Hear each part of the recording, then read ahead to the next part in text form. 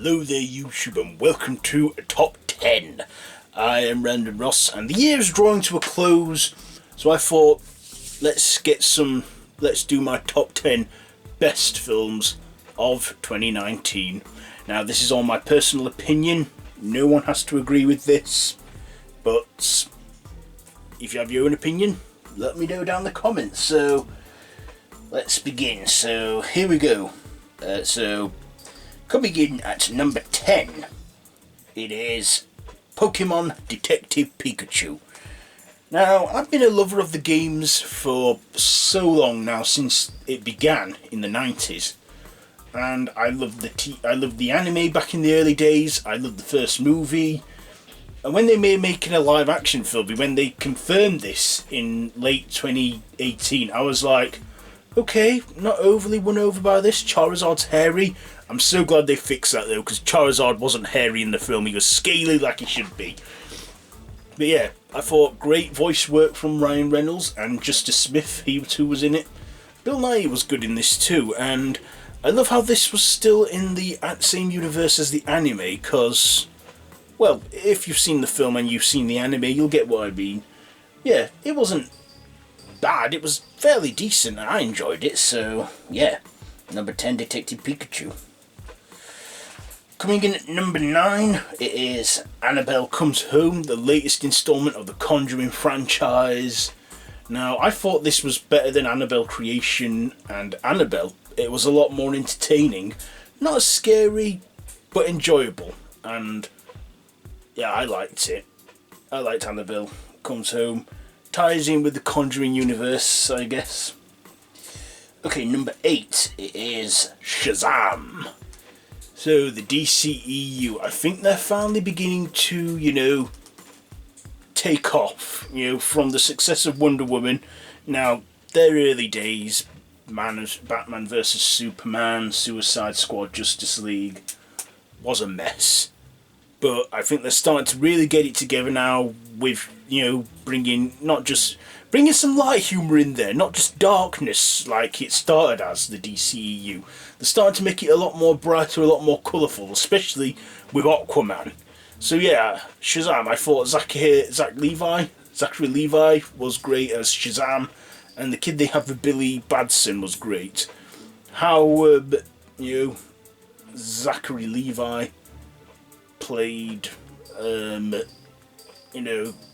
his character was it was a fun film. Okay, number 7. Going on number 7 now.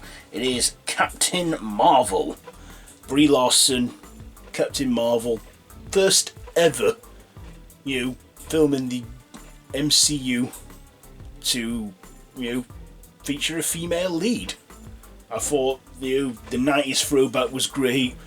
Samuel Jackson was great. Brie Larson was great. This really got me in the mood for Avengers Endgame, which we'll get to a little later. But yeah, Captain Marvel. I actually watched it yesterday too. Coming in at number 6, we have Midsummer. Now, Ari Aster surprised us with Hereditary last year, which I think's a bit overrated, but was a good film. I actually prefer Midsummer over Hereditary. I thought Midsummer was very weirdly wonderful. Yeah, Florence Pugh was good in this. They had that Wicker Man vibe, and yeah, I like that. So yeah, Midsummer is at number 6. Do excuse the noise outside, my dad's upstairs ringing a bath. Coming in at number 5 is Toy Story 4. Now, when I first saw the trailer to this, I thought, yeah, this isn't going to be good. I mean, it ended nicely with the third film. But again, I was surprised by this one. It had a tearful send-off with Woody, joining Bo and the other toys. And, it was an emotional roller coaster, and I was surprised by it, and I actually loved it and enjoyed the hell out of it. Yeah, Toy Story 4. Will there be a Toy Story 5? I don't know. But Toy Story 4, I was surprised by it. So coming in at number 4 it's Us. Yes, Jordan Peele strikes again. From his follow-up to Get Out, he made Us. Yes, where a family are terrorised by doppelgangers who are the family themselves. I thought it was, very good and very enjoyable. Especially our lead actress, I can't remember her name now, but she was great as her tethered Red, who, spoiler, turned out to be the original Adelaide. Her voice was very dark and chilling as well, after having like her throat crushed. Yeah, it was an entertaining film. It had a lot of weird unanswered questions, but still, I thought it was okay. Not bad for Jordan Peele's second outing in the horror genre. So, number 3 is Spider-Man Far From Home. So I thought, great way to end the MCU films of the year. Last MCU movie of the year, last one in the third phase, yes. Great way to end phase 3. We'd had the Avengers, Avengers Endgame, and this was just a great way to, it's all over now, the Infinity Saga. Let's just have a blast with Spider-Man Far From Home and follow him in this adventure. And I thought Tom Holland's been the best Spider-Man so far, and Jake Gyllenhaal as Mysterio, yeah. And I'm all ready for Phase 4 now, which will kick off with Black Widow in the summer of next year. Well, in May. So, 2 more left. Can you guess what they are? Well, number 2 is Star Wars The Rise of Skywalker. Yes, Episode 9, the third and final part of the Star Wars sequel trilogy. Great return from the cast, from the old to the new. Billy D. Williams back as Lando, fantastic. Daisy Ridley as Rey, John Boyega and Oscar Isaacs as Poe and Finn, and great final performance from Carrie Fisher. She was just brilliant in her final outing in this series, and they did alter and CGI her. Well, I know it was recycled, reused all footage and stuff, but I think they did a little bit of computer alterations in there to have her in it still. Yeah, and, great to see the return of Palpatine and finally having some unanswered questions answered on Rey, who she is. Still fairly new, I won't say oh. So, number 1, do you know what it is? Well, I'm going to go and give out some honourable mentions before we get there. So my honourable mentions are Fast and Furious, Hobbs and Shaw, John Wick Chapter 3, Cold Pursuit, Stuber, Godzilla King of the Monsters, Yesterday, Long Shot, Booksmart, and Brightburn.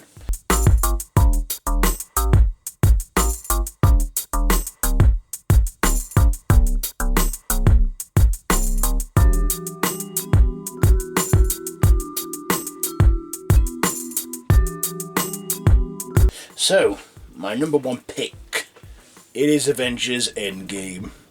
Now, when Avengers Infinity War ended, we were left with that cliffhanger for a full year. And I couldn't wait for the next chapter to come. And my god, they delivered. It was bloody fantastic. The conclusion to it, the action, the time travel, the whole memory lane stuff. And this has become the highest grossing film of all time, just taking over, from James Cameron's Avatar. And I can see why. I loved it. The Hulk's my hero. Love him. Love the noble sacrifice Tony Stark made. I was actually sad when he died, I was actually choked up. And I like the happy ending Captain America got. It was just a great way to end a good long era of the MCU, and it's now all for a next new generation, of films. Phase 4, I'm ready for it now. So, those are my top 10 favourite films of 2019. What are your top favourites? Let me know down in the comments below. If you like this video, be sure to give it a big thumbs up. Don't forget to share with your friends. Please subscribe to my channel if you haven't already. I have a horror channel where you can find my top 10 horror movies of 2019. This is either posted before this video or after, I don't know, but either way, check it out on my horror channel. There's a link for my horror channel in the cards above with my Whovian channel, and they're all linked down below with my social media links and everything. So yes, in case I don't make another video, Happy New Year and all the best for 2020. So until next time, I bid you all a goodbye, friends, goodbye.